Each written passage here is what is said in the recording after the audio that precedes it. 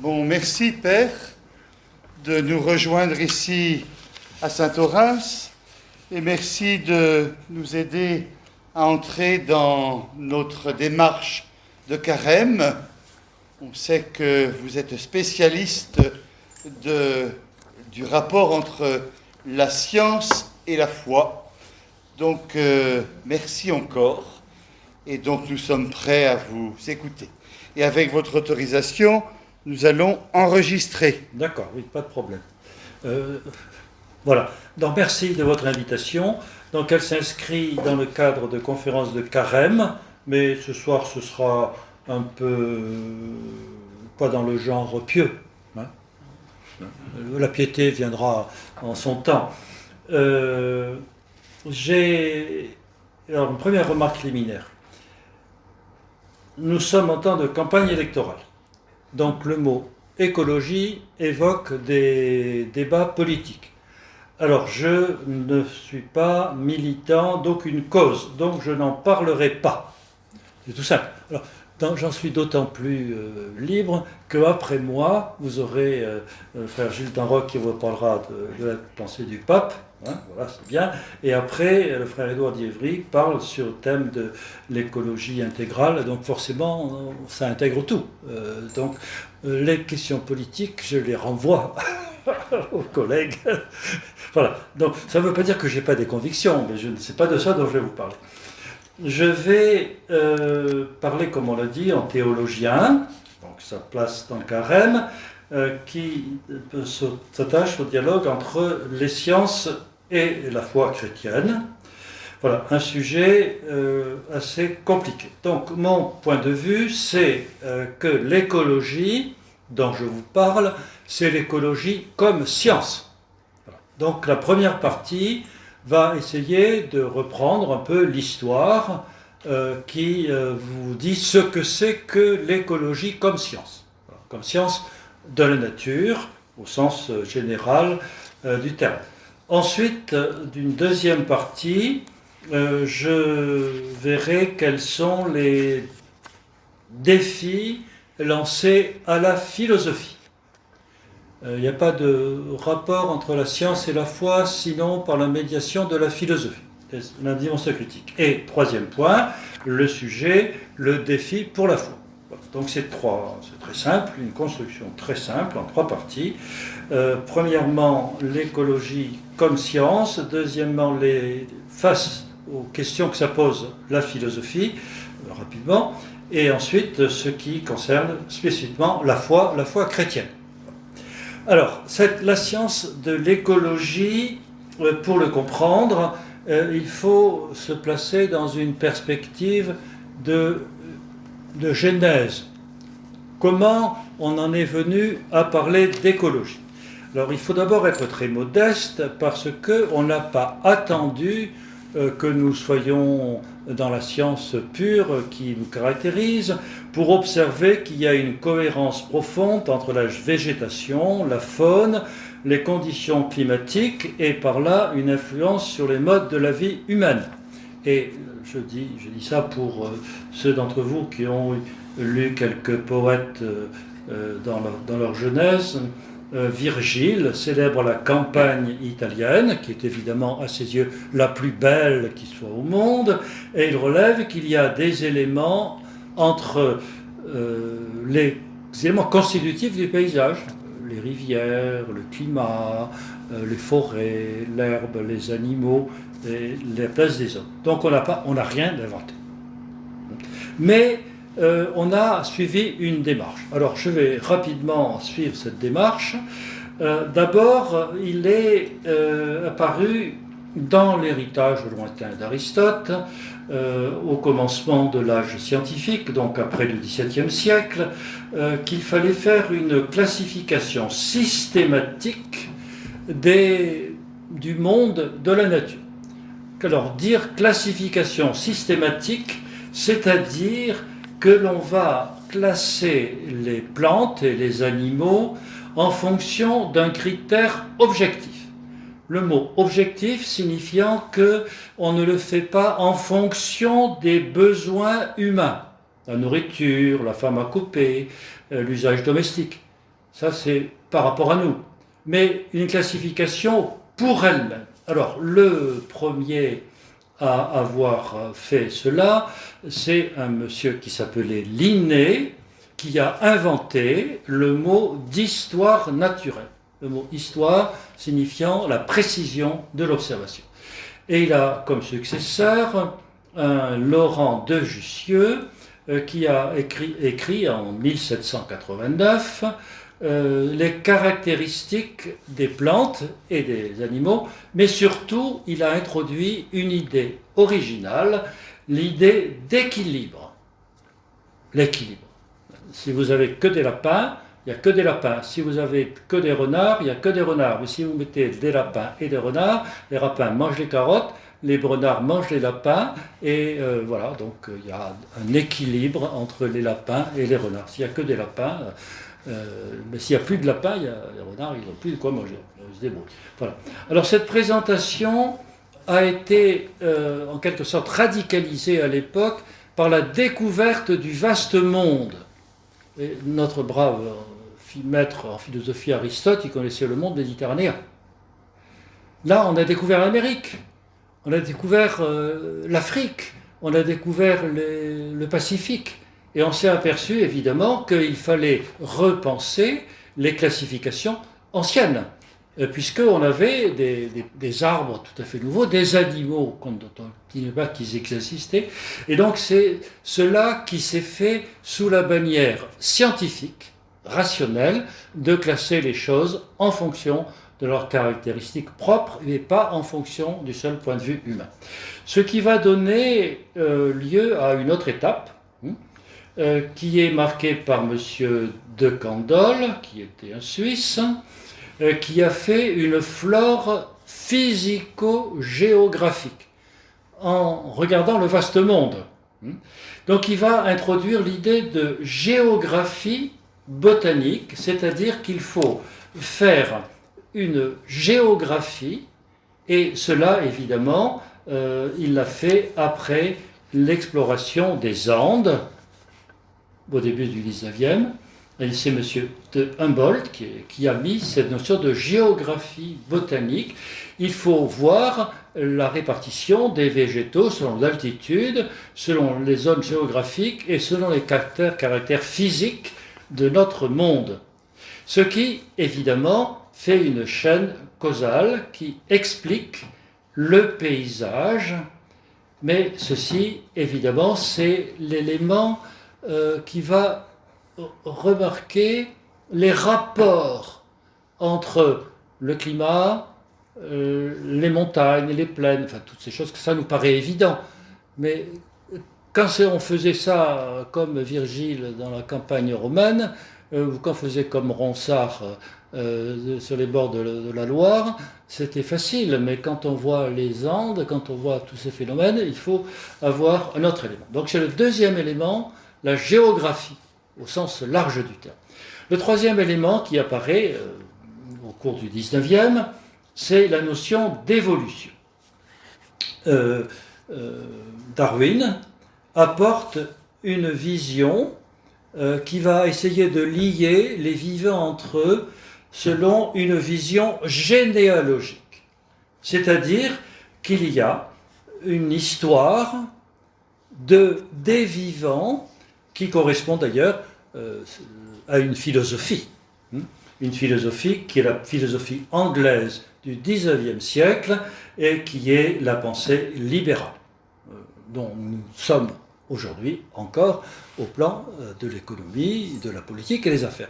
La pensée libérale, il n'a rien inventé, la philosophie, mais il a appliqué à la nature. Il y a compétition, concurrence, et c'est le plus apte qui l'emporte et qui transmet à la génération suivante, à ses héritiers, la raison pour laquelle il était le plus fort.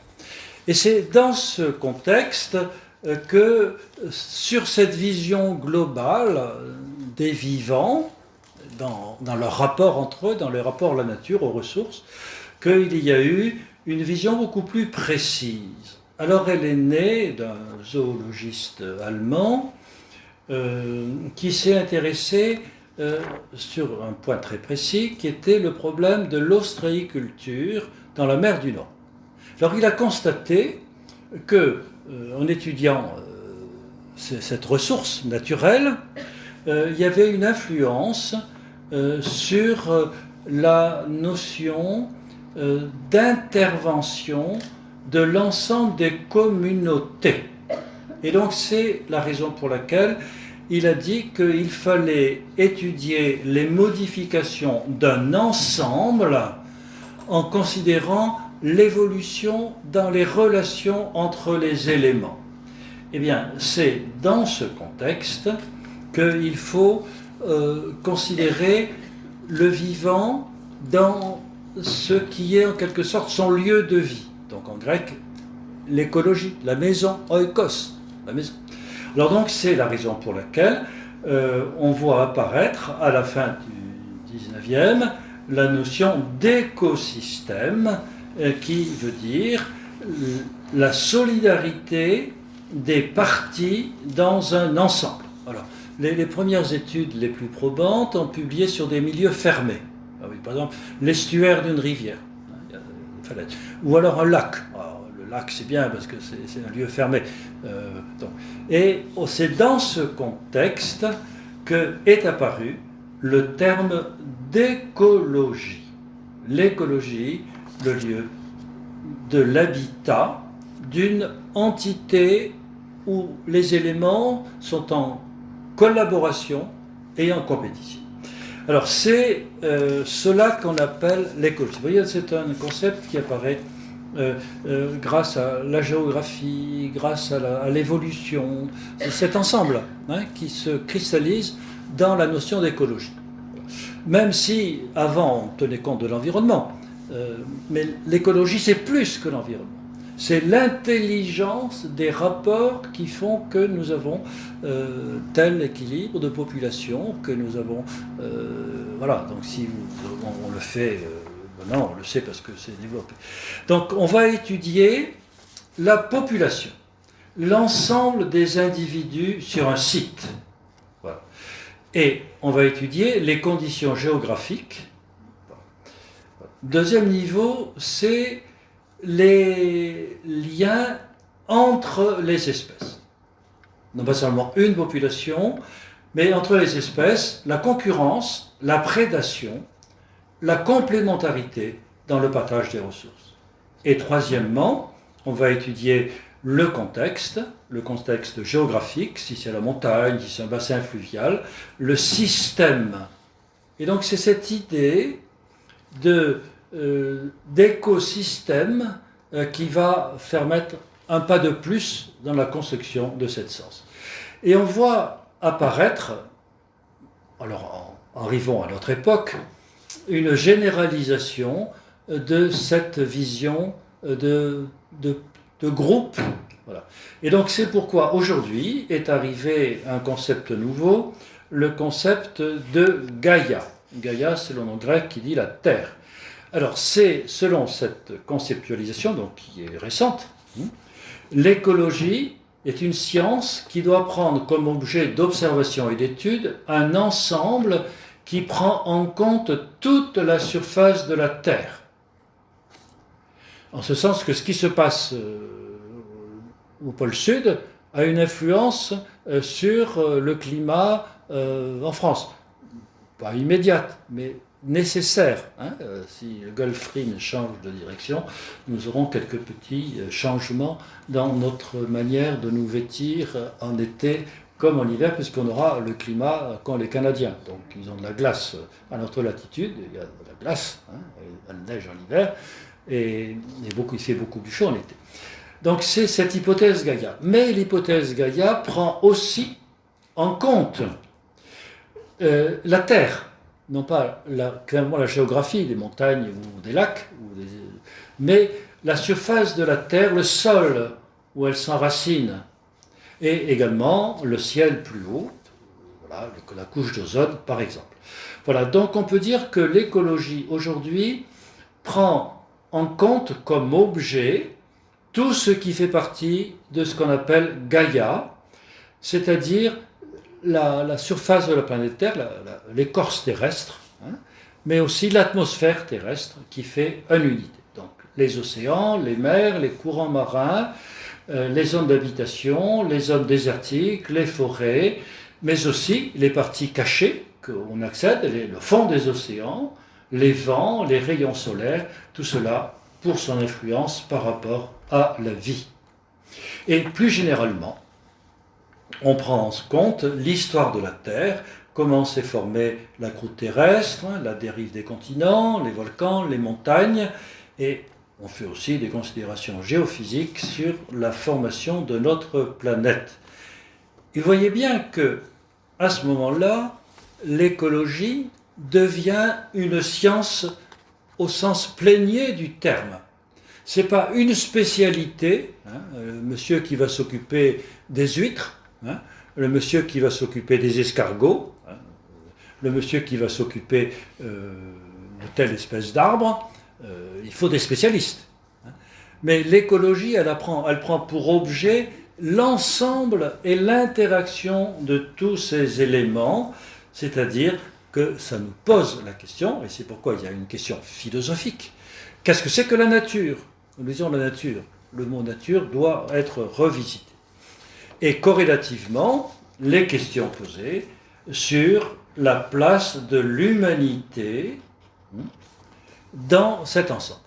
Alors sur ce point, la réponse correspond à des éléments d'option philosophique sur ce qu'est l'humanité. Alors, on peut dire, par exemple, pendant longtemps, on disait que l'homme était le sommet de la création. Donc, c'est un peu les images qu'on voit après Darwin. On représente l'évolution comme un grand arbre et on met l'homme à la pointe de la pointe. Hein, voilà, pointe de la pointe. Avant, on a nos ancêtres communs avec les singes ont divergé, mais ils sont un peu frustes, hein, question de langage, c'est un peu... Et puis alors dessous, et à la fin, on a les éléments les plus élémentaires. Or, justement, on s'aperçoit, et donc on disait assez facilement que l'homme était le roi de la création. C'est ce que disait... Et on s'aperçoit aujourd'hui que finalement, l'activité humaine était à prendre en compte et que cette position royale de l'humanité, elle n'était pas évidente. C'est un changement extrêmement important. Les auteurs du XVIIe, du XVIIIe, du XIXe et du début du XXe ne voyaient pas du tout la place de l'homme comme nous la voyons aujourd'hui. Voilà. Or ça, c'est les débats, hein, sur la population humaine et le fait qu'on voit que notre dépense d'énergie. Voilà, donc c'est à partir de là que se posent évidemment des questions morales, des questions politiques dont nous aurons l'occasion de reparler et dont les conférences suivantes parleront. Alors, j'en reste sur cette présentation historique de la science. Je n'entre pas dans le détail, hein, parce que ce n'est pas ma compétence, mais je vous dis que nous avons une démarche scientifique qui, aujourd'hui, et c'est ça le défi que nous pose l'écologie comme science, c'est qu'il faut faire une étude scientifique, écologique, de l'action humaine. Ce qui, évidemment, ne peut être fait que s'il y a une anthropologie fondatrice de la démarche. Et c'est pourquoi l'écologie ne peut pas éluder les questions anthropologiques. Et je pense que c'est par rapport à cela qu'il y a, me semble-t-il, par la nature même de cette science, en l'état actuel, tout son développement que je vous ai retracé, un élément qui demande à être considéré. Voilà. Donc, vous le voyez, nous ne pouvons pas éviter d'entrer en philosophie. je ne fais pas l'épistémologie de l'écologie. Hein. Ça, c'est la critique de la science par elle-même, pour elle-même, dans sa validité. J'enjambe toutes ces questions-là. C'est l'écologie comme science de la planète Terre et du destin de la vie, enracinée dans le sol, dans la terre, dans les vents, dans les climats, dans le mouvement des océans, nous oblige à nous dire qu'est-ce que c'est que l'être humain. Et donc, nous faisons de la philosophie. Eh bien, alors je vais simplifier les choses, comme je le fais depuis le début, mais c'est des grandes perspectives. Derrière le débat, il y a une option entre deux courants philosophiques. Très simple, que je vais opposer selon des catégories qui vous sont familières. Il y a le rationalisme et il y a le romantisme. Voilà. L'écologie est une science. C'est une science qui repose sur un travail conforme à la méthode scientifique. La méthode scientifique, c'est le croisement de deux démarches. D'abord, il y a l'observation, une observation qui peut être naïve, mais qui se précise dans l'expérimentation, conduite, comme disent les philosophes, avec ordre et raison. Et la science, ensuite, formule des règles dans un langage précis, formel, les mathématiques, sous forme de lois. Et cette démarche, elle est en boucle, en ce sens qu'un énoncé de loi conduit à une vérification, et que la vérification invite à préciser, à compléter, voire à reformuler les lois. Et cette démarche, c'est la démarche de l'écologie comme science. Elle est très efficace.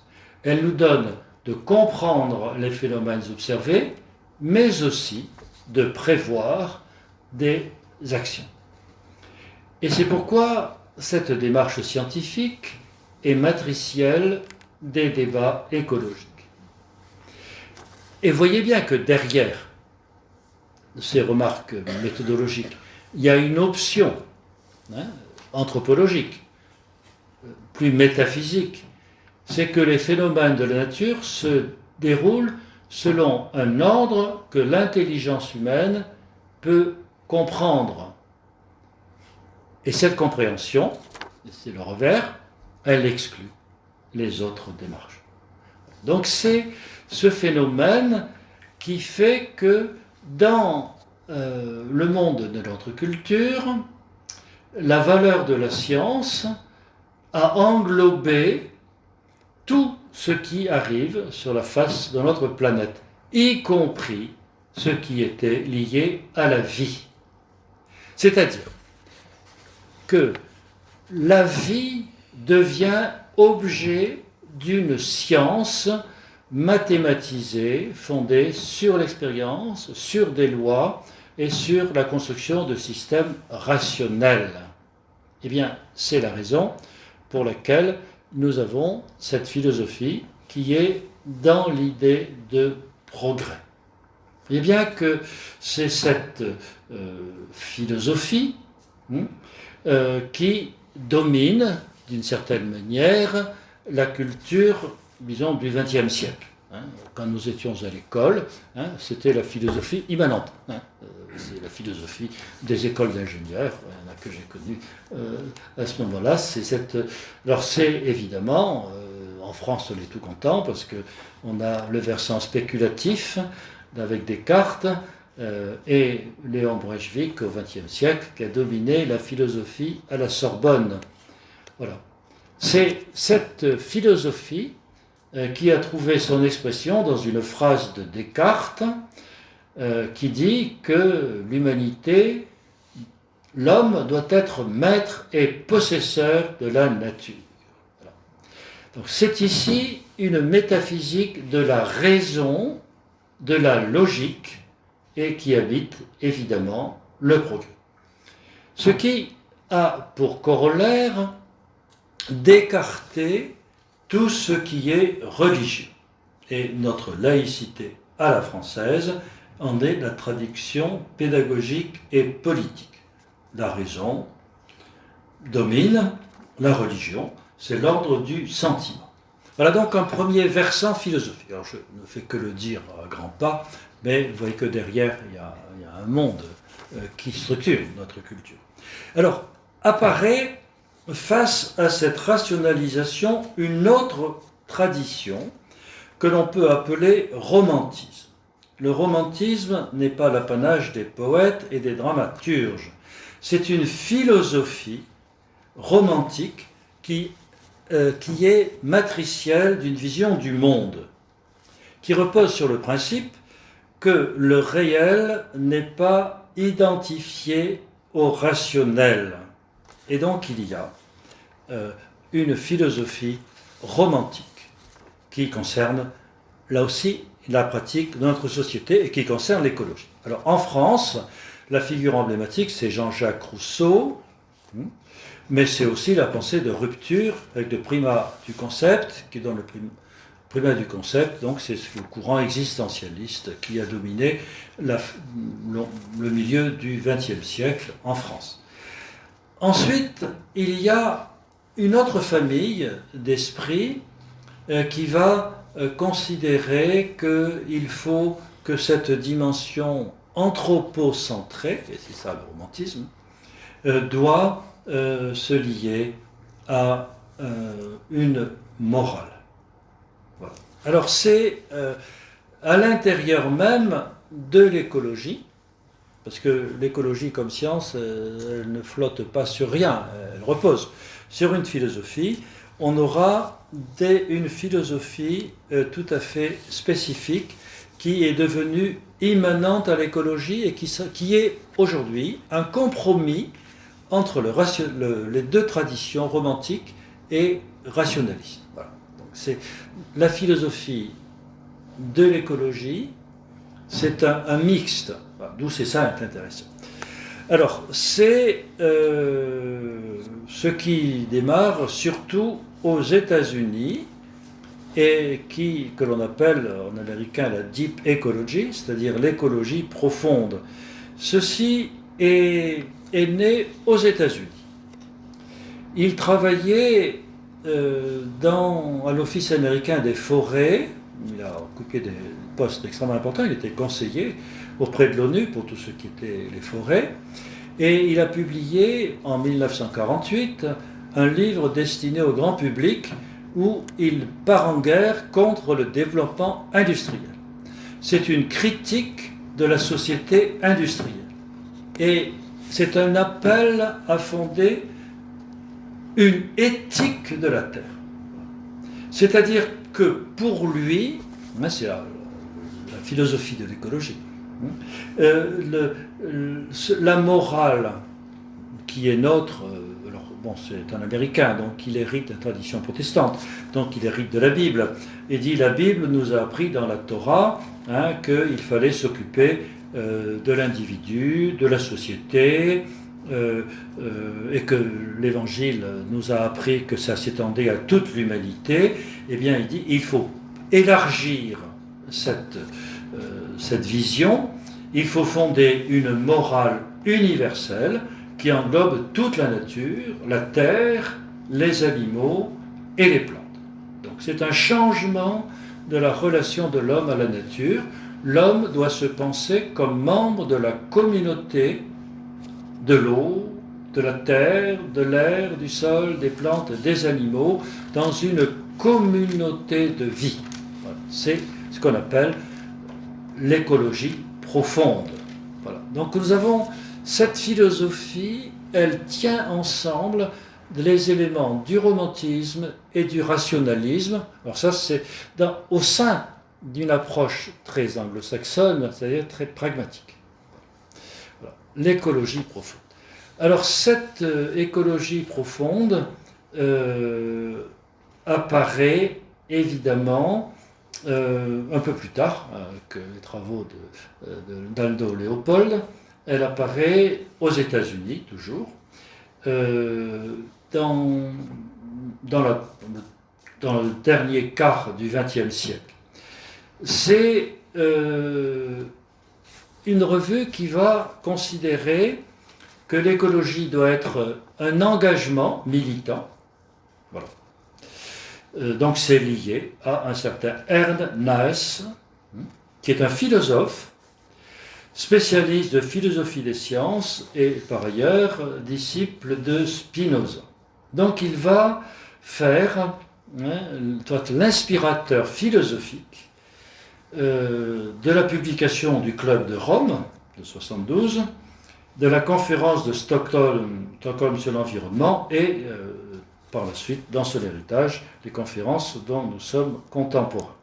C'est une remise en cause de la domination de la Terre par la philosophie, en quelque sorte du progrès, qui est universel.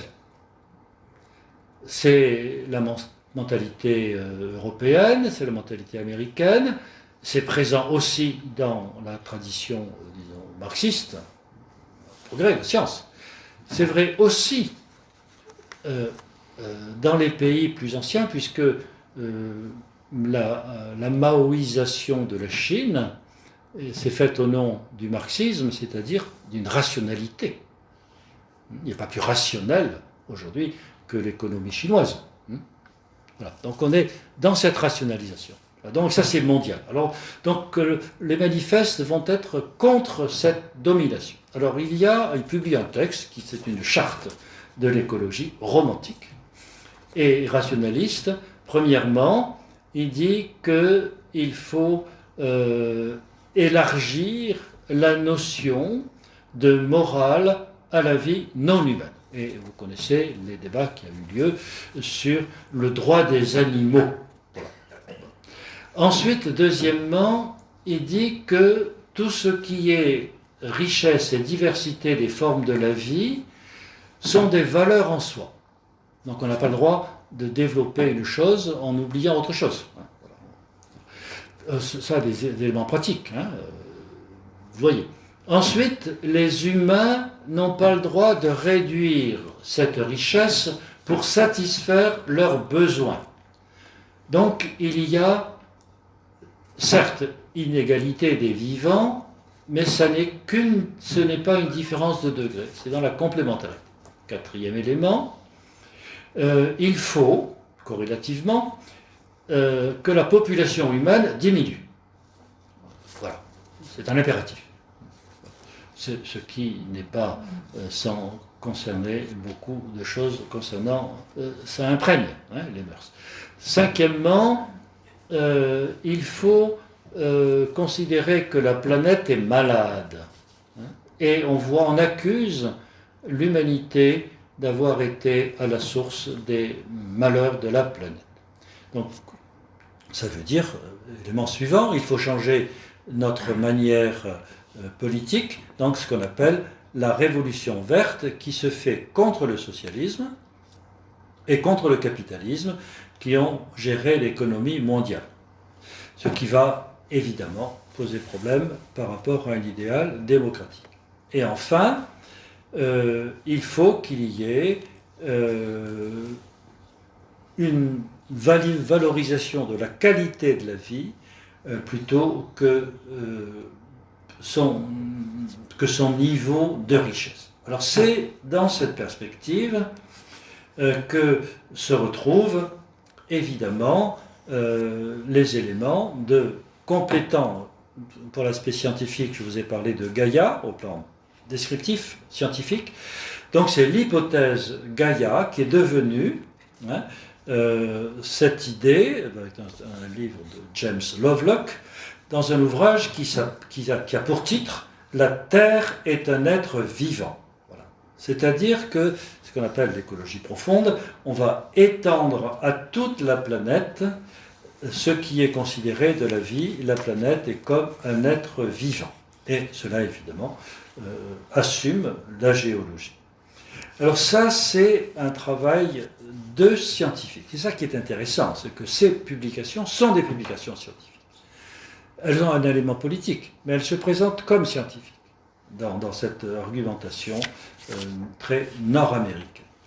Alors, je n'entre pas là-dedans, mais vous voyez bien que nous avons là, en quelque sorte, une espèce de fusion de la tradition positiviste, rationaliste, avec la tradition romantique. Alors, il y a le côté plus rationnel, de la gestion des biens, de limiter les choses, et il y a un autre élément qui se trouve du côté de la dimension religieuse. Donc l'écologie, vous voyez, c'est une philosophie qui va redonner une valeur à la religion. Ça, c'est une grande révolution. Les sciences avaient une valeur réductrice par rapport à la religion. La science, en France, on est encore là-dedans. Hein. Mais dans ces écrivains nord-américains, anglo-saxons, la religion va réinvestir les sciences. Et ça, c'est quelque chose que nous, Français, on comprend difficilement. Hein. Ce réinvestissement des sciences par la religion. Alors, je vous ai donc quelques éléments sur ce retour du religieux. Voilà. Ce retour du religieux. Voilà. Donc, ce retour du religieux se trouve, c'est un retour. Hein. Pourquoi ? Parce que, si j'ai cité tout à l'heure dans mon exposé historique des sciences, Linné pour ses travaux de classification. Mais M. Linné a mené ses travaux dans une perspective qui était explicitement théologique. C'est un grand courant de pensée qui remonte aux stoïciens, pour qui la nature est habitée par la raison, une raison immanente, sacralisée. Et le christianisme a repris une part importante de cette philosophie. Voilà. Cet héritage a donné naissance à ce qu'on appelle, le terme est technique, alors c'est le théologien qui parle, la théologie naturelle. C'est-à-dire une théologie naturelle qui considérait que l'observation de la nature et la vie religieuse, la compréhension religieuse du monde étaient amenées ensemble. Alors, pour logicier beaucoup les Nord-Américains, mais ils n'ont rien inventé, puisque nous avons eu ça bien avant. C'est une école théologique qui m'intéresse beaucoup, que les gens connaissent peu, alors je vais vous en dire un mot. Alors je pense que de vos souvenirs de l'école, et peut-être de ce que font encore les élèves aujourd'hui, ça je ne sais pas, nous avons l'œuvre de Montaigne. Alors il y a les essais, mais Michel, dans les essais, le chapitre le plus important concerne un certain Raymond de Sebon, alors qui fut professeur à Toulouse. C'est comme une des gloires toulousaines. Il était catalan d'origine, alors il y a toute une tradition théologique et philosophique et catalane qui s'est intéressée. Barcelone, vous savez, c'est une ville de la Méditerranée. La Méditerranée,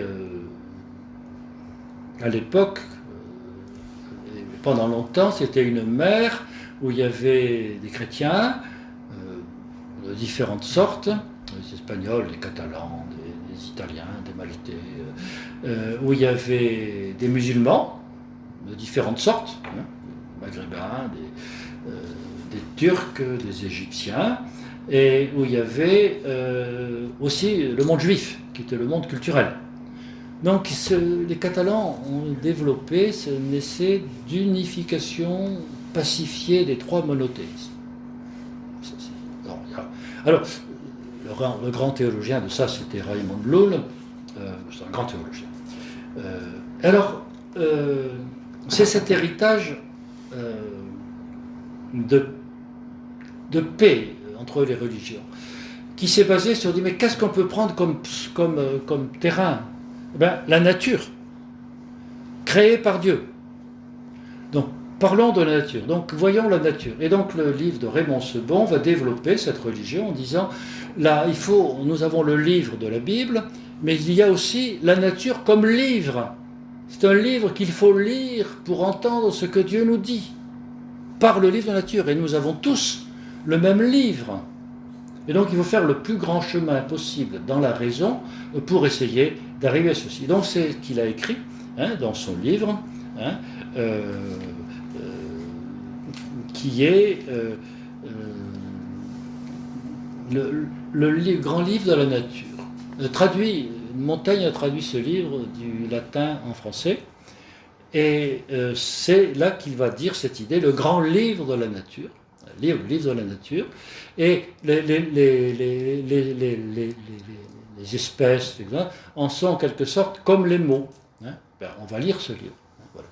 Et on va arriver à une vision importante, c'est le fait que ce livre est lisible et va nous parler de Dieu, le Créateur. Voilà.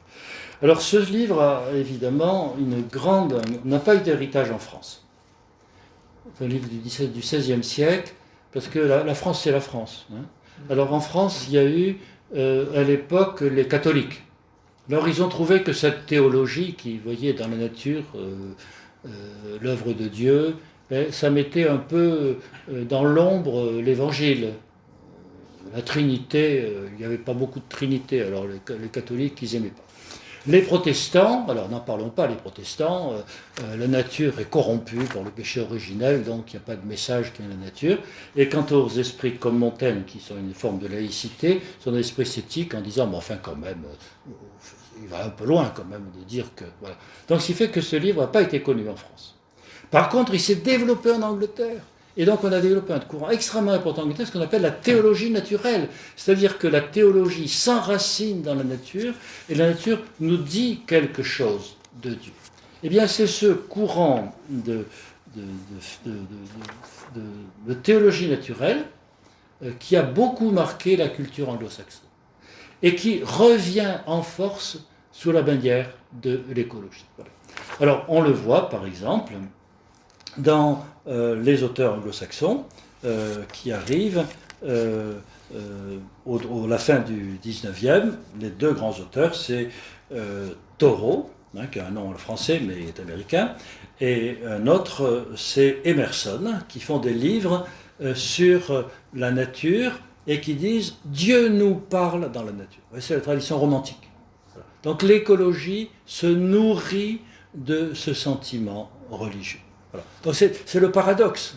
L'écologie est à la fois une science extrêmement critique au point de vue méthode, c'est très réducteur, mais en même temps c'est la généralité, et en même temps il y a ce fond, chez les auteurs fondateurs, de la théologie naturelle qui dit que ça nous dit quelque chose qui doit être vécu religieusement. Donc ce qui fait qu'on est devant cette situation dont vous voyez bien, et c'est mon sujet, que c'est un défi à la philosophie.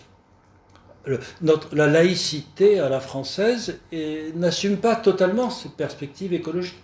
Elle a une visée plutôt cartésienne, non, mais là pour être dominateur de la nature, la rationalité, je dirais, industrielle, universelle, elle n'est pas à l'aise avec ça. Et par contre, ça pose question d'ouverture sur le religieux, mais quelle ouverture? Voilà. Donc c'est mon sujet maintenant, mon troisième point. Quel défi pour la foi chrétienne? Vous voyez que l'écologie pose un défi par ce biais. C'est pas simplement parce que ça va nous dire des gentils avec son chat et avec les escargots.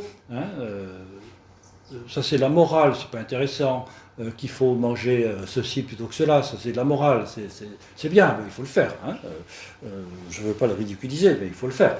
Mais c'est fondamentalement l'écologie comme science liée à une vision de la nature, hérite d'une vision religieuse de la nature, et ça pose des questions, évidemment, à la foi chrétienne, explicitement. Voilà.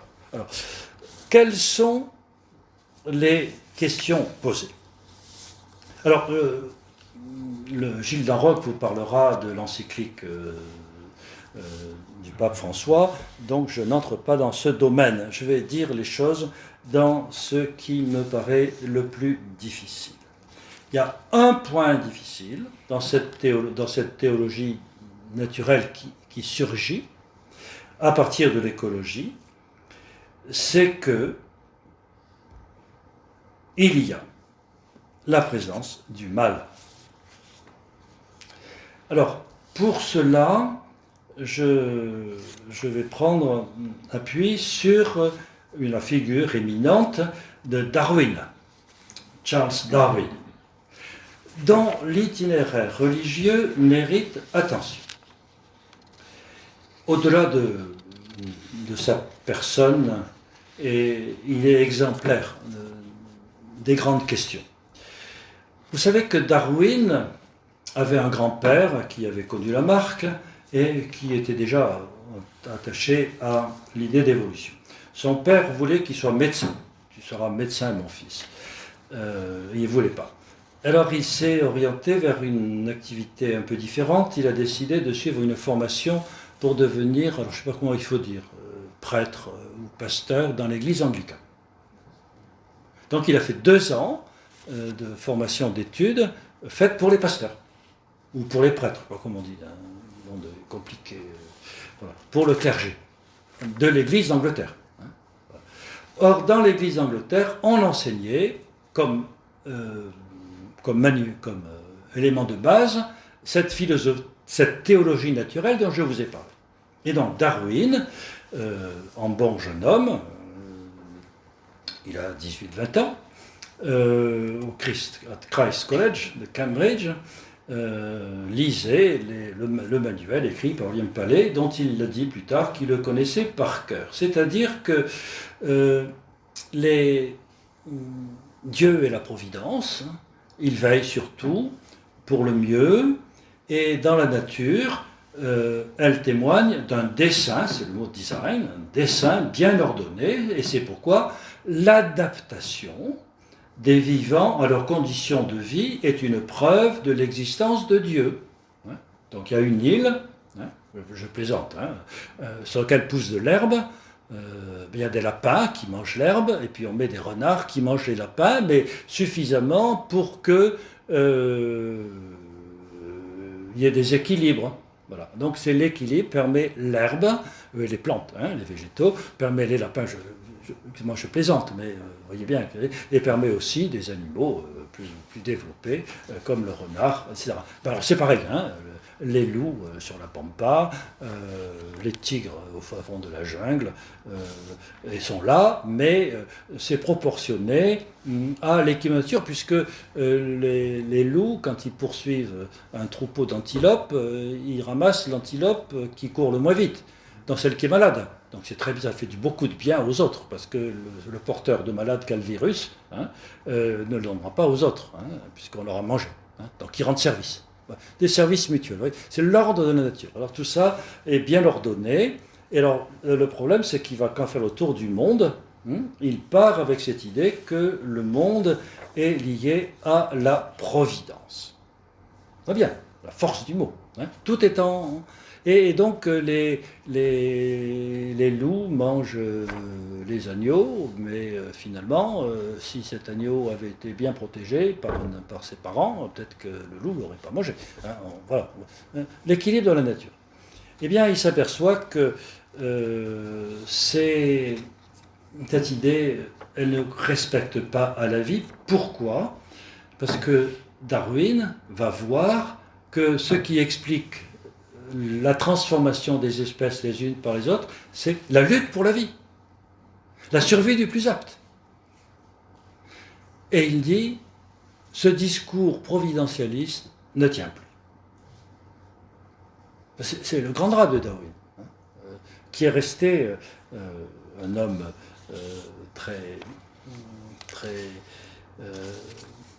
très pieux, très religieux, mais il ne pouvait plus confesser la foi de ses 20 ans, à cause de cette présence du mal. Voilà. Donc c'est la question qui est posée à la foi chrétienne. C'est si on est attentif à l'équilibre de la nature à un prix, alors pourquoi ce prix ? Voilà, c'est une bonne question. Alors je crée, c'est cette idée, je prends Darwin comme exemple parce que c'est une figure emblématique, et en plus c'est un très honnête homme. Quand il écrit sur sa religion, sur sa vie, il est très clair, très franc, et il parle en connaissance de cause. Il y a des gens qui, comme il a lu, il connaît par cœur la base de la théologie, quand il prend des distances, il le fait. Voilà. Donc il dit... voilà. Donc c'est évidemment cet élément. Alors, d'aucuns font de Darwin un rationaliste athée, moi pas. Je pense qu'il est un chrétien qui a vu les limites de la théologie naturelle. Voilà. Donc c'est cette idée, me semble-t-il, qui est le vrai défi que pose l'écologie. Ça nous pose, à mon avis, pour le mieux, la question du mal. Voilà.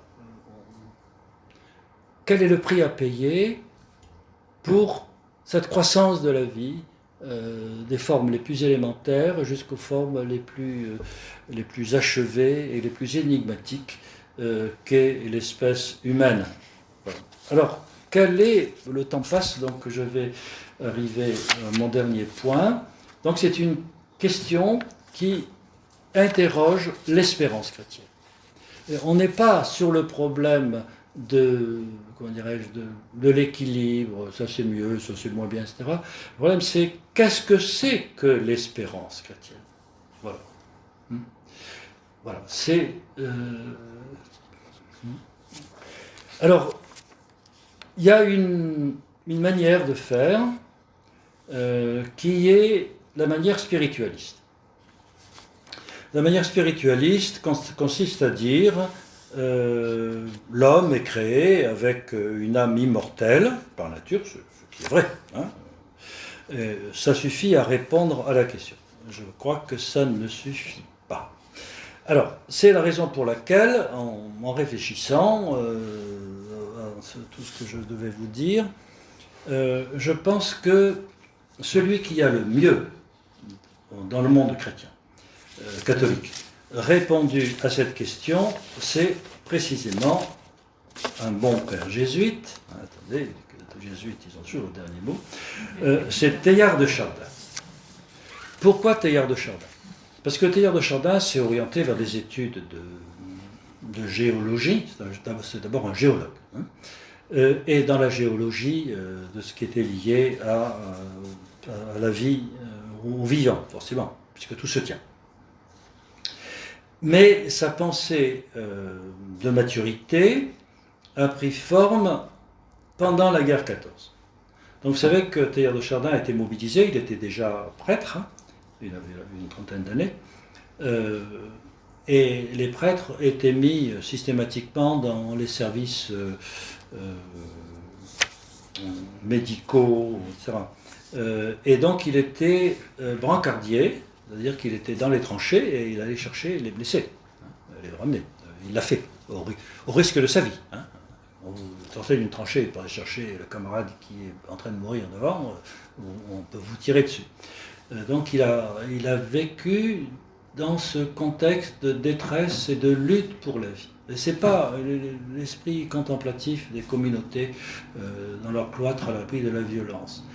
Et ce faisant, Teilhard lisait les auteurs importants dans sa vie, c'est comment répondre à la question du mal inscrit dans la vie. Alors pour montrer l'importance du dialogue, avec qui il dialogue, avec qui le dialogue, je vais citer donc une grande figure, c'est des choses anciennes, mais c'est le début du XXe siècle, mais sur moitié. C'est Jean Rostand. Jean Rostand qui a été la gloire de la biologie française au début du XXe siècle. Jean Rostand écrit ceci: il est à peu près certain que la Terre un jour se refroidira, jusqu'à ne plus admettre la continuation de la vie humaine. Jusqu'à l'extrême limite du possible, l'homme, avec un grand H, l'homme se maintiendra, s'incrustera sur une terre hostile. Mais un jour, inévitablement, À moins qu'il ne trouve un moyen d'émigrer sur quelques planètes plus clémentes, il lui faudra bien succomber dans ce combat inégal. Où en sera-t-il parvenu dans sa courbe spirituelle quand il se laissera ensevelir pour jamais dans le linceul de glace?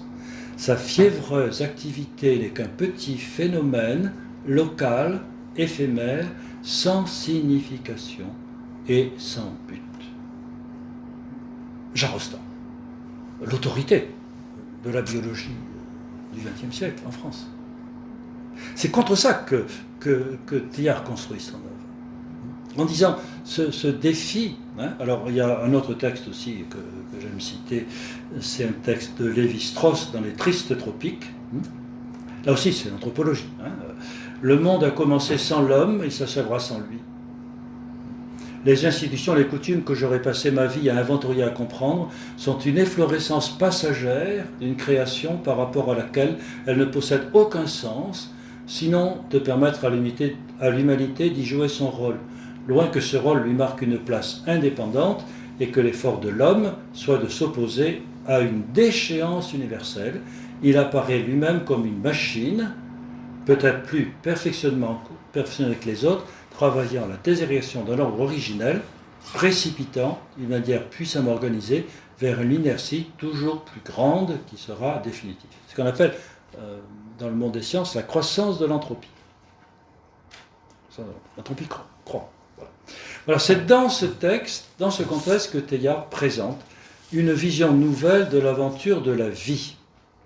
Et donc, il fait l'idée que la vie, alors c'est une idée très ancienne, on la trouve chez les philosophes grecs, le modèle, donc le modèle est, c'est cette idée de l'arbre, l'idée de l'arbre. Non pas, c'est l'arbre tel que le voyaient les philosophes grecs, et tel qu'on trouve ça aussi dans la tradition chrétienne.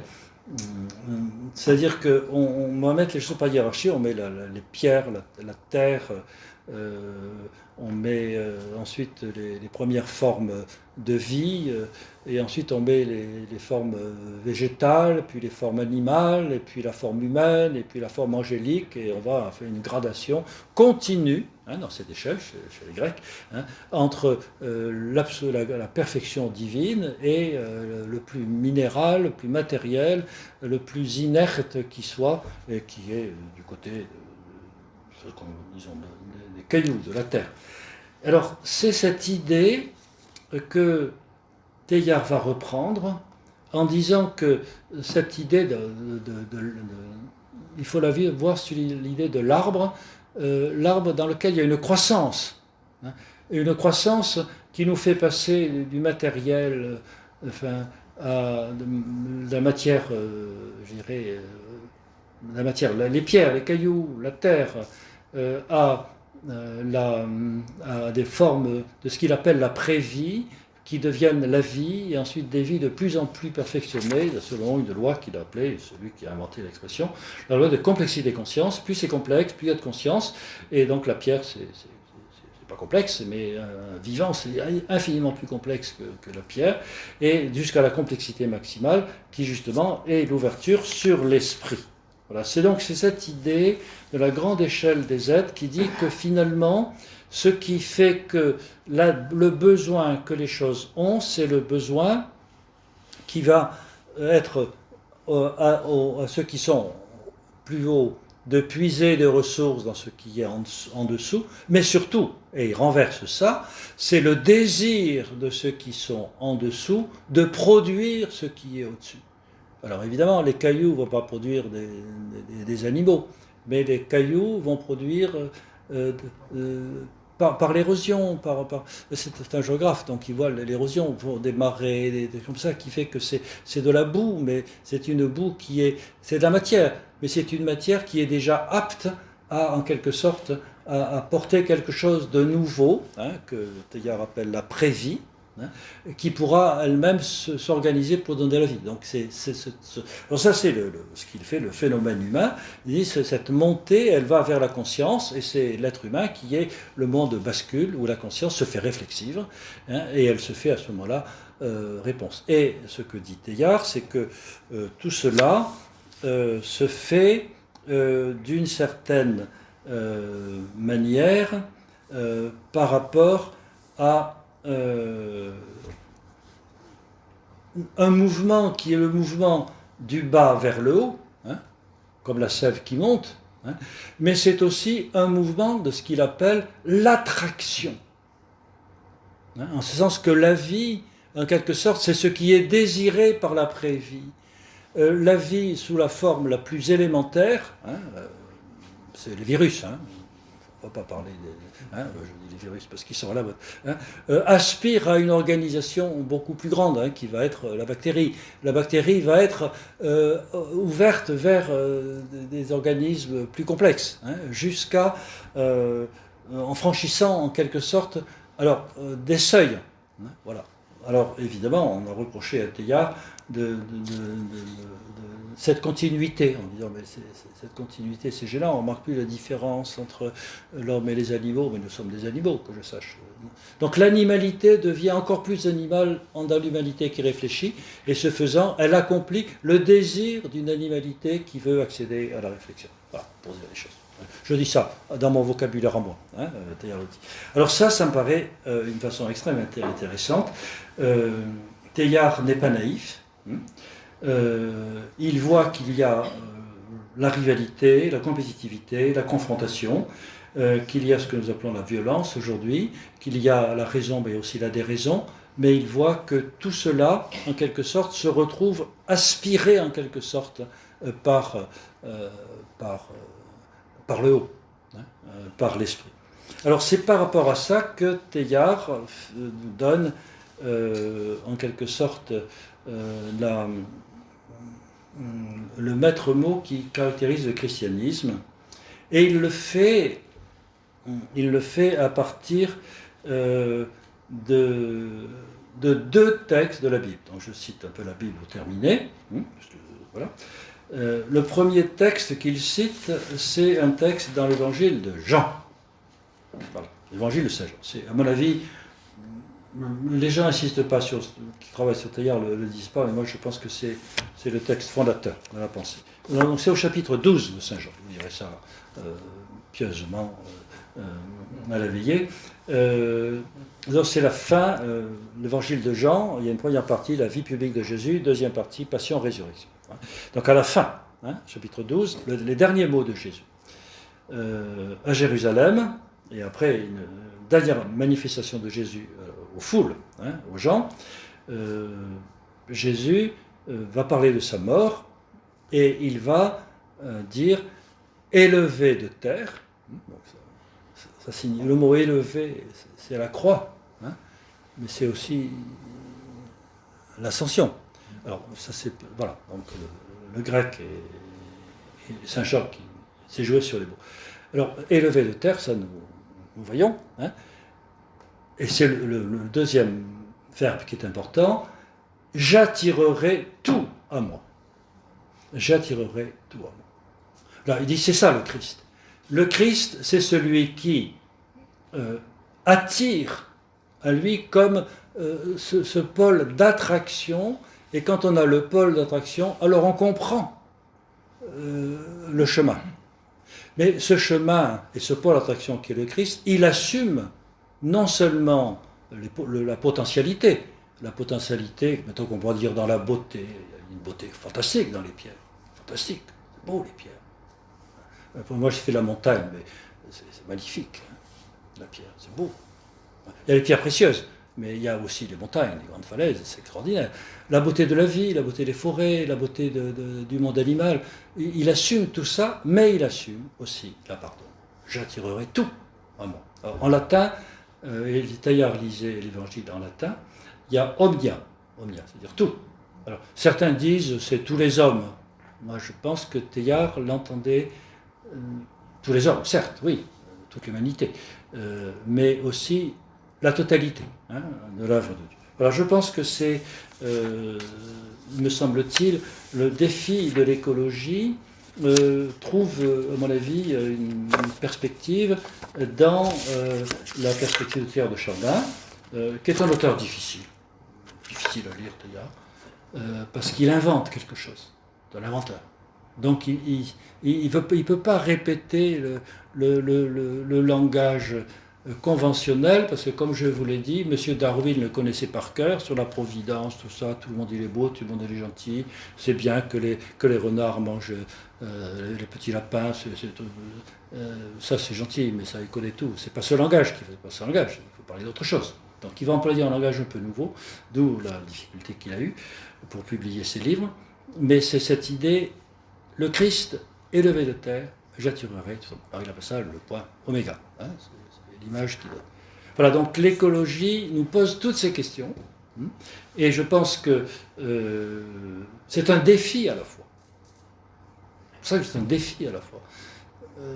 C'est pas simplement soyez gentils, nourrissez bien votre chat, empêchez de manger les oiseaux sauvagement, ou ne jetez pas vos médicaments à la poubelle parce que ça va aller polluer les rivières. Ça, c'est bien, il faut le faire, mais ça reste à la surface des choses si on ne voit pas que l'écologie, c'est cette science de l'apparition de la vie qui culmine de fait dans ce bipède étrange que nous sommes, doué de parole et capable d'avoir autre chose que le souci de vivre l'immédiat. Voilà, je parle depuis plus d'une heure, il est temps que je m'arrête.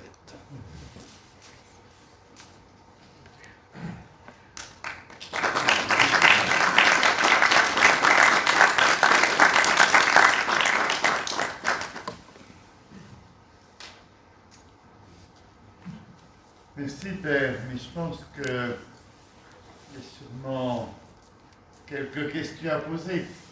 Je vois qu'il y a une tête qui se... Qui acquiesce, vas-y. Alors, Jean-Michel Foucault, Emmanuel Glaise, je ne sais pas si je voulais savoir si tu parles de mal dans la nature, Oui. que découvre Darwin. Je suis étonné par cette conclusion, et je me demande, parce que pour moi le mal fait référence à une morale, et là, je me demandais si c'était plutôt une question d'ordre en fait.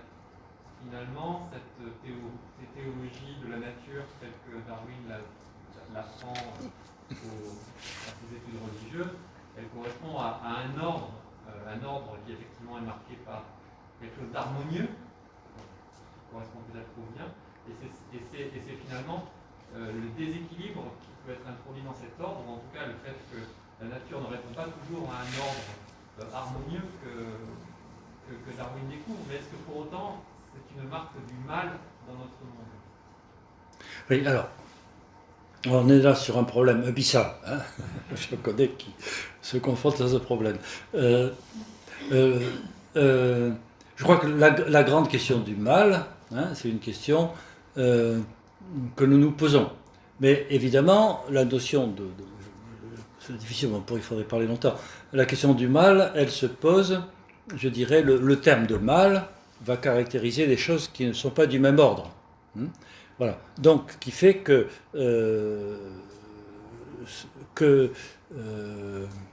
les... les métaphysiciens, et je revendique cet héritage, quand ils définissent le mal, ne font pas du mal une entité. Mais ils disent le mal, c'est Aristote qui le disait, donc, Saint Augustin et toute la tradition chrétienne, rationnellement. Hein, le mal, c'est le fait qu'il y a quelque chose qui manque là où ça devrait être. Voilà. Donc, par exemple, on dit que pour un être comme nous, hein, qui est un animal, il lui faut des yeux pour voir. Mais les vers de terre, qui sont des vivants aussi respectables, peut-être pas aussi respectables que nous, hein, ils sont sous terre, ils n'ont pas besoin d'yeux pour voir et pour se débrouiller.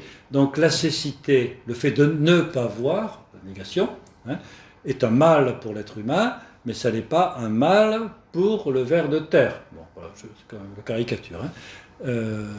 Donc ce qui fait que, au plan humain, hein, quand j'étais petit, parce que j'ai été petit, je faisais beaucoup de fautes d'orthographe. beaucoup, oui. Ben, j'en fais toujours, hein, mais c'est un mal. Hein. Parce que quand j'étais petit, on pouvait dire il est petit, c'est excusable.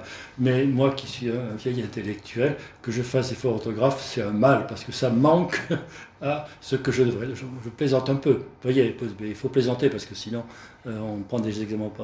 Voilà. Donc ça veut dire que la notion de mal se prend non pas comme une entité, hein, mais comme un défaut au sens premier, ça manque. Voilà. Donc qui fait qu'on peut dire que si les renards mangent les petits lapins, où est le mal? C'est dans le déséquilibre qui fait qu'ils vont en quelque sorte détruire. Voilà. Ce qui fait que, alors que, par contre, comme je disais tout à l'heure sur les animaux qui poursuivent dans un troupeau, hein, ils prennent l'animal qui est un peu déficient pour une autre et donc qui rend service. Voilà. Donc on peut retrouver des équilibres de la nature. Voilà. Donc cette notion d'équilibre de la nature, c'est par rapport à ça que nous prenons le mal. Mais évidemment, c'est relatif à notre perception de la nature. Et c'est sûr qu'il y a des choses qui apparaîtront comme mal pour quelqu'un, qui ne sera pas senti comme un mal de l'autre manière. Alors je vais vous raconter une histoire amusante, parce qu'il faut raconter des histoires. Pour les choses sont dramatiques, je vais prendre un exemple simple. J'étais allé voir une vieille amie que j'avais connue à l'école, quand on était petit, et qui vivait à la campagne, qui avait fait le retour à la campagne, qui était dans l'enseignement. Elle était partie à la campagne entièrement, donc elle vivait dans une maison où il y avait plein d'animaux. Alors elle avait des chats, et aussi elle nourrissait les oiseaux. Et une fois j'étais de passage, et donc j'ai vu un oiseau qui venait manger les miettes qu'elle jetait avec abondance là où il fallait, et puis il y avait un chat qui normalement restait tout le temps à l'intérieur, parce que c'était un vieux chat, qui se trouvait là par hasard et qui a sauté sur un oiseau. Voilà. Que les chats mangent les oiseaux, je veux bien, mais là c'était un mal, parce que c'était le drame par rapport au rapport humain avec le monde animal. Voilà. Donc je trouve donc qu'il faut dire le mal, mais donc quand Teilhard de Chardin vit la guerre, c'est un mal. Parce qu'il n'y a pas de raison qu'on s'entretue pendant 4 ans pour vider l'Europe de sa substance humaine, hein, dont on paie les conséquences aujourd'hui, encore, pour parler d'actualité. Voilà.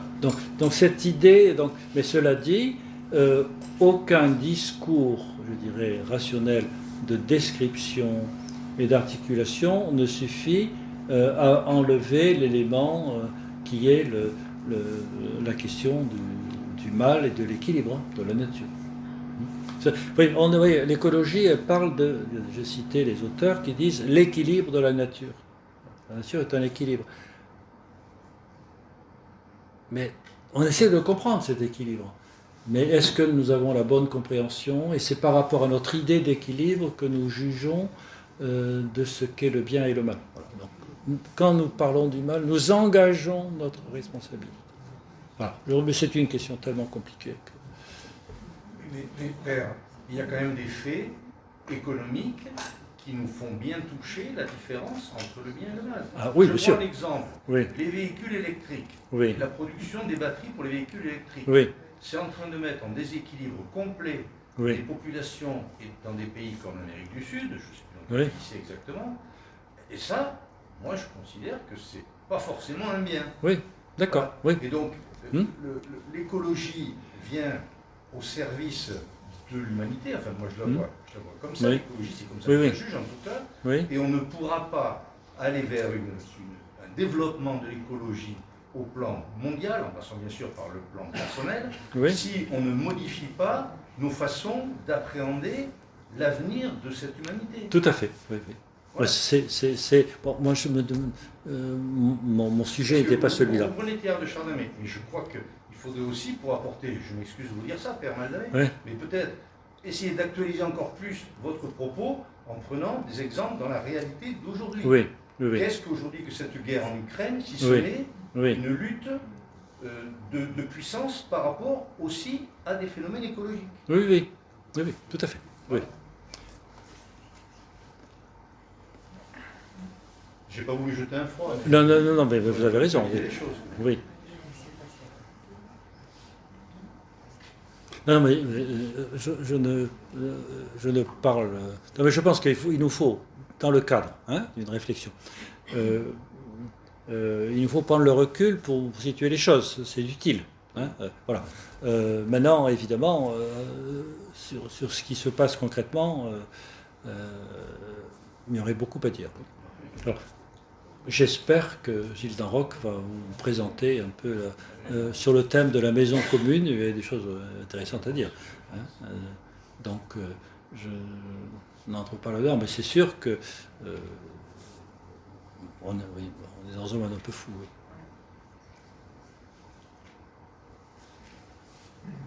Oui, encore. Oui. Une question, où en est aujourd'hui la place de la pensée de Teilhard de Chardin dans la théologie Alors, dans la théologie, la place de Teilhard de Chardin,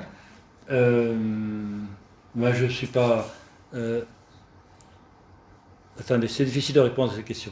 Teilhard de Chardin a joué un très grand rôle dans la culture française, essentiellement, dans les années 50.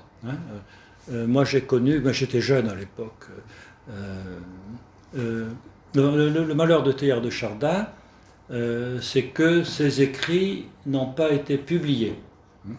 C'est-à-dire, parce que quand vous publiez, vous avez des lecteurs, et vous avez des lecteurs qui vous disent que c'est bien, puis vous avez des lecteurs qui vous disent que c'est mal. Voilà. Et ça aide à grandir. Moi j'ai fait des livres, il y a des gens qui m'ont dit ça c'est pas bien, ceci, cela, ça m'a aidé à avancer. Voilà, c'est pareil. Quand on a un vieux prof comme moi aussi, on corrige et on dit ça va pas, on avance. Donc Teilhard de Chardin, pour des raisons, n'a pas eu la permission de publier. Teilhard de Chardin n'a jamais été condamné. Il n'y a pas de condamnation de Teilhard de Chardin, il n'a jamais été condamné. On lui a interdit de publier certains livres, mais pas les conférences. Voilà. Moi qui publiais des livres, il y a des livres que j'ai, qui n'ont pas été publiés parce qu'on m'a dit non, on ne publie pas. Je dis, ça c'est normal. C'est normal. Donc de ce côté-là, on a fait une image de persécuté qui est à mon avis excessive. Quand il venait à Paris de la Chine, dans le monde jésuite, qui était le monde intellectuel parisien, Teilhard était invité partout. Il a fait des cours à l'école normale. Invité. Il faisait des cours par les aumôniers de Polytechnique qui étaient des jésuites, c'est une vieille tradition. On l'invitait à parler. Donc il était. Alors le malheur qui est arrivé, c'est que n'étant pas publié, j'allais dire, on a publié des fragments. Alors moi je me souviens quand j'étais étudiant, ceci remonte à l'étant très ancien, dans les milieux étudiants catho, on avait des textes de Teilhard de Chardin renéotés. Mais c'était toujours des fragments. Alors évidemment, les fragments, ils prenaient les expressions les plus heureuses, les plus belles ou les plus tranchantes. Donc il a été rejeté sur ces trucs qui circulent. Ça c'est alors que s'il avait publié ses ouvrages, on aurait discuté de savoir où les choses reprenaient leur place. Bon, ça c'est le premier point. Le deuxième point, donc il y a eu ça a apparu, heureusement. Et donc, ce qui fait que ça a marqué beaucoup une génération au milieu du XXe siècle. Alors, en France, c'est un peu tombé. Alors, il existe des groupes Teilhard. J'est arrivé de participer une fois à un colloque ou deux avec ces gens-là, qui sont vivants. Mais ça n'a plus cet effet passif. Par contre, ce qui se passe, c'est que Teilhard, bon, on a fini par ne cesser de le critiquer parce que les choses sont devenues... donc, des lecteurs de Teilhard, il y a des phrases de Jean-Paul II qui a lu Teilhard quand il était jeune, en disant ben, c'est bien. Voilà. Par contre, actuellement, nous avons un renouveau du teilhardisme aux États-Unis. Parce que toutes ces questions de théologie naturelle que j'ai rapidement évoquées permettent un intérêt pour ce genre de littérature. Et donc Teilhard fait partie... donc on a commencé à traduire Teilhard de Chardin pour les Américains. ce qui est très difficile. Parce que Teilhard de Chardin, comme il invente, il forge des mots, il y a des expressions qui sont difficiles à traduire. Donc il y a actuellement, je dirais, un retour de Teilhard dans le monde anglo-saxon à partir des questions de la théologie naturelle. Voilà. Donc on ne peut pas dire qu'il ne cesse d'exister. Mais évidemment que Teilhard de Chardin, il y avait des choses qu'il ne connaissait pas et qu'on a connues depuis. Hein. Par exemple, en préparant ça, j'ai regardé un peu le phénomène humain. Dans le phénomène humain, ce qu'il dit sur la cosmologie, c'est un peu rapide. 3 phrases, parce qu'il écrit ça en 1930 ou 36, où il rapporte à l'époque où la cosmologie n'était pas ce qu'elle est devenue à partir des années 70. Voilà, c'est tout simple. Donc, Teilhard est mais c'est un auteur difficile à lire. Moi, j'ai eu beaucoup de peine à lire Teilhard et je ne suis pas sûr d'avoir tout compris. Parce que il invente, c'est un créateur. Le créateur, il met des mots nouveaux. Bon, voilà. Je sais que les jésuites le font. On essaie de préparer, mais ça c'est anecdotique, une nouvelle édition des œuvres complètes de Teilhard de Chardin. Alors moi j'ai eu ça entre les mains, donc je peux le dire, c'est pas un secret. Par exemple, le premier livre de Teilhard de Chardin, c'est Le Milieu divin. C'est anecdotique. Hein. Teilhard l'a écrit avant d'aller en Chine, ou en arrivant en Chine, quand il était en quelque sorte devant du temps où il avait du temps libre. Il a écrit ça comme un itinéraire spirituel. Il a envoyé ce livre assez supérieur, comme il se doit. Et les supérieurs lui ont dit, d'accord, nous on est bien, c'est très bien, mais à Rome, il y a des difficultés, donc il faudrait réécrire sur tel ou tel point. Alors il réécrit, il rajoute des choses, puis il renvoie. Bon, après, il est pris par son travail, et après, on lui dit, mais ça ne va toujours pas. Alors il fait une 3e écriture. Alors c'est intéressant, actuellement, on prépare une édition des œuvres, alors on vous mettra le texte original, puis en italique les ajouts numéro 1, et après dans notre caractère, le numéro 2, de manière à ce qu'on puisse entrer dans... Alors moi j'ai eu ça entre les mains, parce que c'est en cours de travail, et puis je connais les gens qui y travaillent. C'est très intéressant. Alors ça, c'est un travail de spécialiste. Donc, les jésuites ont relancé à Paris un groupe dans le centre Sèvres, une chaire Teilhard de Chardin. Voilà, François Vey s'en occupe. Voilà, donc Teilhard fait partie encore du paysage théologique, même si il a un côté ancien, parce qu'il y a des choses qui sont... ça s'arrête en 55. Donc, ce qui fait que sur la paléontologie, il commence à voir ce qu'on dit aujourd'hui sur l'origine africaine de l'homme, mais quand il était jeune, ça n'était pas ce qui lui a valu des ennuis, parce qu'il était dans une perspective polie, avec plusieurs foyers d'origine humaine. Mais c'est une question qui se pose encore. Mais ça, c'est un problème plus technique. Oui. Revenir sur la notion du mal, parce que vous avez dit tout à l'heure, quelque chose qui manque. Oui. Où devrait être. Je trouve que je le reçois, mais je pense que ce n'est pas suffisant. C'est très vaste. Ah oui, c'est une définition abstraite. Je suis d'accord, oui. Non, il y a le mal, il y a la douleur, etc. Il y a autre chose. Il y a beaucoup plus à dire que ça. Indépendamment de la douleur, le mal en soi, il n'y a pas que le manque qui est fondateur du mal. À mon avis. Par exemple. Oui, non, oui, c'est un vaste débat. Marcel Conche, oui. Était athée, Oui, qui a fait beaucoup d'écrits sur la nature. oui, Il a perdu la foi pendant la guerre de 40. Oui. La barbarie, l'horreur. oui. Le mal, quand même, n'est pas que le manque. Avec toute une. Oui. Non, non, mais effectivement, j'ai lu Marcel Conche, j'ai même discuté avec lui de ça dans des colloques. Mais effectivement, c'est une pensée qui bute sur cette question du mal. Le mal détruit. Une vision sereine, paisible, rationnelle des choses. Or, moi, je pense que c'est... on ne va pas parler de Marcel Conche, je sais pas, parce que on ne le connaît peut-être pas. C'est quand même un rationaliste, formé par Breivik, etc. Donc je pense que pour quelqu'un qui est dans une philosophie rationaliste, le mal dynamite toute philosophie qui se veut exclusivement rationaliste. Ce que, justement, et c'est tout le problème du fait que pour parler du mal, il faut raisonner, donc dans une définition rationnelle du mal, mais évidemment, une fois qu'on a dit ça, on est loin d'avoir tout dit.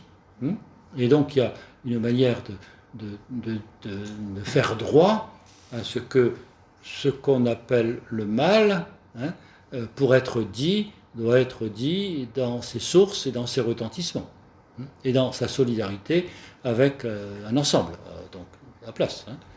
Mais effectivement, pour quelqu'un qui a une philosophie rationaliste, comme Marcel Conche, le mal est évidemment la rupture totale, qui fait que... Mais le problème, c'est de quel Dieu est-il athée? Et c'est pourquoi j'ai terminé, non pas par un discours sur Dieu, ou sur la providence, mais par la dernière parole de Jésus, élevé de terre. On est dans le mystère chrétien.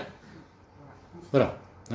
Je n'ai pas fait les travaux. Moi, je cite Darwin parce que c'est au paradis, quand on ira le voir. Si je vais au paradis, moi j'irai voir Darwin pour lui poser quelques questions, mais peut-être que je ne me les poserai plus. C'est un rationnel, tandis que la formation qu'il a eue, c'est celle de la théologie naturelle, c'est un beau rationalisme, mais ça ne suffit pas. Donc le mal déchire le rationalisme, mais il ne faut pas qu'à cause de cette déchirure, on renonce à la raison. Il peut y avoir bien des gens qui ont des réactions nihilistes suite à des... Oui, voilà, donc l'écologie, qui nous fait étudier la vie scientifiquement, nous amène à poser ces questions-là. Et je pense que c'est pour ça que c'était mon sujet, le défi. En ce sens, c'est un défi. Ça ne peut pas nous laisser dormir dans notre sommeil dogmatique. Oui, je pense qu'on ne peut pas expliquer le mal par le rationalisme, c'est pas possible.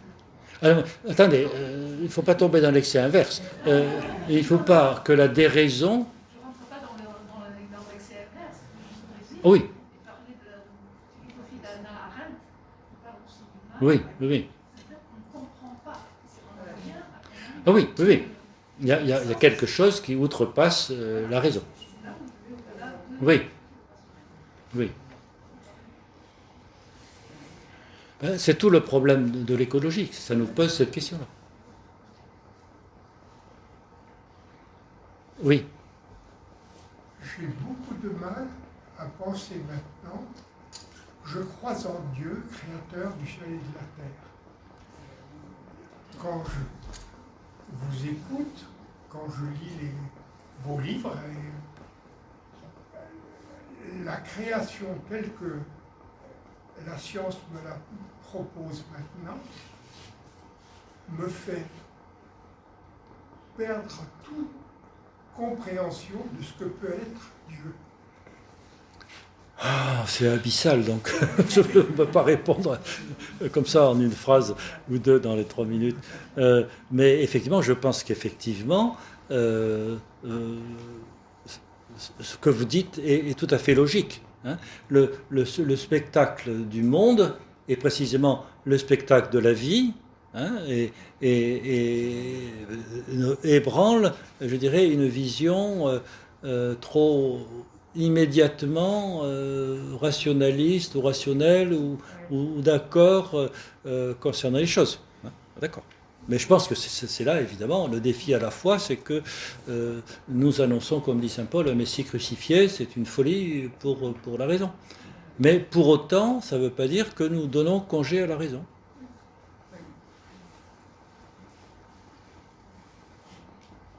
Ce que je sais quand même, c'est que la vie, la création, c'est pas un boulot d'ingénieur. Celui qui a fait ça, il n'est pas un ingénieur.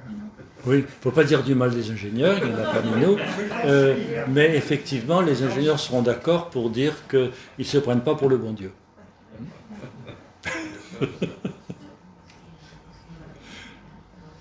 Oui.